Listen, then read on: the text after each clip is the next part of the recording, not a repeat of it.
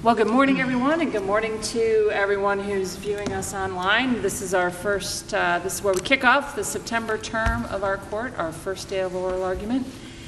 So welcome, everyone. We look forward to another busy and productive term. And with that, will the clerk please call the first case?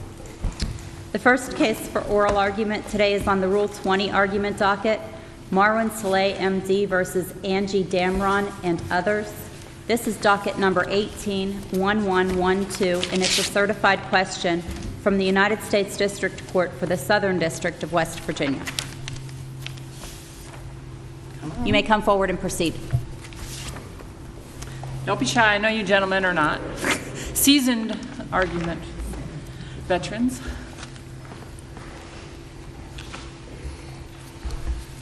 May it please the Court, Chief Justice Walker, Justices, my name is D.C. Offit, and myself and my partner Matt Maines represent the petitioner, Dr. Saleh, in this case. This case is a certified question out of the United States District Court for the Southern District of West Virginia.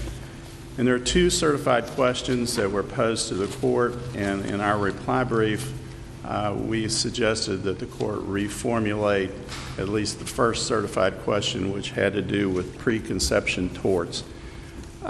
Basically, the facts of this case are that Dr. Saleh performed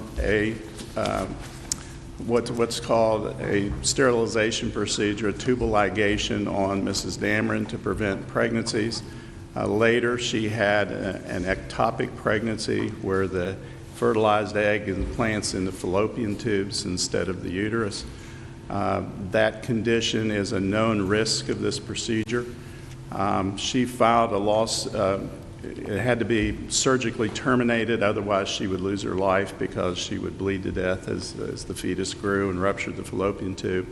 She filed suit in federal court seeking an informed consent claim, saying that she didn't understand that an ectopic pregnancy was a known risk of this procedure, and had she known it, she would not have undergone it. And B, a wrongful death claim on behalf of the ectopic fetus. We're not here on the informed consent claim. Obviously, that is a recognizable claim under West Virginia law, and that'll be a jury issue down the line. But the issue before you today is whether an ectopic fetus can maintain a wrongful death action.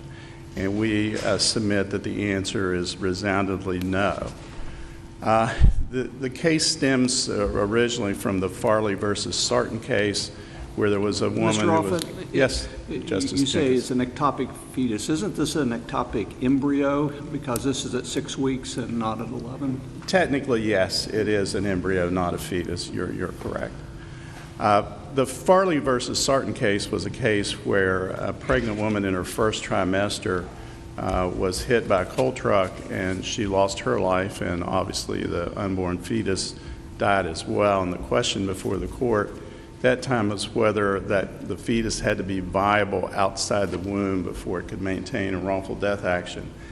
And Justice Cleckley, who was Chief Justice at that time, in the opinion, specifically limited that case to the fetus that's within the womb, and determined that as long as it's in the womb, they're not going to, as medicine changes in the earliest state that the fetus can survive outside the womb, the court doesn't have to be concerned about that. As long as the fetus is in the womb, it's presumed to be viable and it could maintain a wrongful death action. The difference here is... You emphasized twice now, as long as it's in the womb. Obviously, looking at that decision, what is the language from that opinion that you derive the so long as it's in the womb? Well, it's in the footnote. It's in ventre sa mare, which is Latin, means in its mother's womb. Do you think that language, obviously in that circumstance, the fetus was in the womb? Correct. And the footnote recognized such. But is there other language in that opinion that suggests that that was a prerequisite or a requirement, or just the reality of the facts in that case? I'm struggling with your point to say as almost a condition precedent that it must be in the wound? Well, I think the court at that time was concerned about how expansive that doctrine would be, because in the medical side of technology, we were having in vitro fertilization and fertilized eggs being stored cryogenically, frozen for years or decades, and then would be placed in the womb. We've all heard of cases where these companies, their systems have gone bad, and the eggs have not been frozen, not been preserved. Could you bring a wrongful death case in that for an embryo that's basically or a fertilized egg that's in a petri dish? The respondents here seem to concede the issue that it needs to be in the body. But Farley crossed the bridge on really the question of viability and non-viability. So that's the non-viability issue has been addressed, recognized. So now we're to the next step, theoretically. Does it have to be in utero or not, or does it have to be in the body or not? And I'm just seeking for that language from Farley that says that it must be in utero in order to be recognized under the wrongful death statute as a person. Aside from the language of the opinion, it makes no sense. This embryo can never become a real human being. So think in terms of the wrongful death suit. What can you maintain an action for? Expected lost income?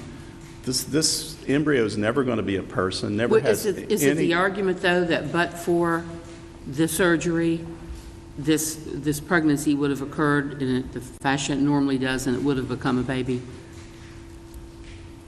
I don't think that's the argument. You mean the surgery to end the ectopic pregnancy, or the sterilization? The tubal ligation, it's argued here, increases the chances of an ectopic pregnancy. Correct. And if I understand correctly, the argument is being made that by the plaintiff here, that had I known that this was the case, I wouldn't have had that surgery. Right. And I realize that cuts over into failure for informed consent. But in the Farley case, which is so different factually than this case, and I think, as Justice Jenkins said, it's very hard for you to rely on that case, because that was a in utero that had it not been for that tortfeasor hitting and killing the mother and the child, that child would have, in all likelihood, had a life. But in this case, I think you put too much reliance on a different factual circumstance than this one. I don't think you have to look at Farley at all, really, for this case. I thought you were relying on it when you started out the gate. Well, the plaintiffs were relying on that as the underpinning for their claim for wrongful death.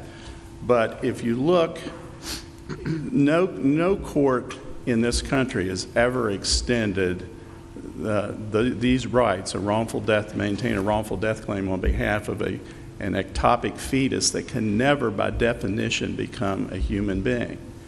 So, as I said, if you look at the wrongful death statute and the elements of damages you can recover, expected lost wages, that's an impossibility. There can never be any expected lost wages. So you're going to put an economist on the stands, going to say, I projected the earnings of this unborn ectopic fetus to be $1.1 million. Well, they're never going to be alive. Comfort, kindly services, they're never going to be a human being to provide those. But is that because of the surgery? But the bereavement, the sorrow, the loss, those are all assumed in the informed consent claim. The plaintiffs can bring that claim and recover all those elements of damages. But the other elements under the wrongful death statute are simply not there. No court in this country has ever extended tort liability to this extent. Even in the Illinois case that we cited, the Miller case, that was an in vitro fertilization where a blastocyst, which is an early form of an embryo, was lost due to a failure in the clinic system. And the court did not recognize the claim because the embryo had not been implanted in the mother's womb. In that case, in the Miller case, there was a possibility that that embryo could eventually been implanted in the mother's womb or in a donor womb and become a real human being. But the Illinois court did not extend a wrongful death claim to that bypass. And no court in the country has ever done that. We cite multiple cases, and we could find no jurisdiction to recognize an ectopic embryo as a person with legal rights. That brings me to the first certified question, actually, the preconception torts. As we waded into the preconception torts, there are so many scenarios for preconception torts. And I think one reason that Justice Cleckley put in the footnote that the fetus be in the womb is he didn't want to wade into this preconception tort because it wasn't necessary to decide that question. And we don't think it's necessary here. Really, it's more a question of traditional tort, duty, breach, and damages. What duty did Dr. Soleil have to this ectopic fetus? None. I mean, his purpose here is to prevent that from ever occurring. He has no duty. That's not a patient of his. So where's the foreseeability? Where's the proximate cause? It simply doesn't fit into the normal, duty, breach, damages of a tort claim. But you'll concede that across the country, there have been a number of jurisdictions who have recognized preconception torts. True, but never for an ectopic fetus. I understand, but those same theories that you suggest, where's the duty, where's the breach, those have been satisfied, obviously relating to some failure to diagnose and some pharmaceutical exposure. So, yeah, but in those cases, those are centered around the traditional concept of foreseeability. And here, there's no foreseeability that if there's an ectopic fetus, there's going to be a wrongful death because that fetus can never exist. Well, but it is foreseeable, and it does root in the MPLA suit. It is foreseeable that the risk of an ectopic pregnancy is higher following a tubal ligation than under normal circumstances. That is true, but again, if you look at the duty, take this case. What if the plaintiff loses the informed consent claim? Then this claim is derivative of that claim, so the wrongful death claim would be gone as well. Logically, it would be because it's a derivative claim. There is no direct duty to the ectopic pregnancy, so it has to derive out of the mother's informed consent claim, which is really a stretch because her purpose here is to never have another pregnancy. She doesn't want to have another pregnancy. There are other methods of contraception. The father could have had a vasectomy, which would eliminate totally the risk of an ectopic pregnancy. So can we say, well, this is the couple's fault because they chose the wrong form of sterilization? I mean, it just opens a can of worms, and all for an impossible, absurd result of an ectopic fetus that will never be a live human being having damages for a wrongful death assessed. Counsel, in Farley, Justice Cleckley pointed out that it's difficult in this case to find legislative intent, that it's basically up to the court to interpret what that statute is. But 10 years after Farley, the legislature did pass legislation which related to criminal actions that pretty much established in those cases personhood to start at conception. Why would we not use as an indication of the legislature's intent in this case? I understand that there's some language in that statute that says these are not to be used for the purposes of civil actions, but in terms of the intent of when a person would be considered a person for the purposes of the law, why would you not rely on that? I think the criminal statute is limited to a fetus or embryo in the womb. That's the definition of conception. And what is conception? Is there conception when you have a fertilized egg in a petri dish in some freezer and frozen state somewhere? No. It's once it's implanted in the womb. That's the moment of conception. But that statute says an embryo means a developing human in early stages. The embryonic period commences at fertilization and continues to the end of the embryonic period and the beginning of the fetal period. So that would include the period prior to what we're talking about here, would it not? And it doesn't say in that section, in terms of embryo, that it's in the womb, because it wouldn't necessarily be in the womb at that point. I think that's an illogical interpretation of that, because logically, if it's never in the womb, how can it become a person? Yeah. Well, as Justice Workman said, the allegation here is that it was the activities that your client undertook that caused it not to be in that. So how would you respond to that?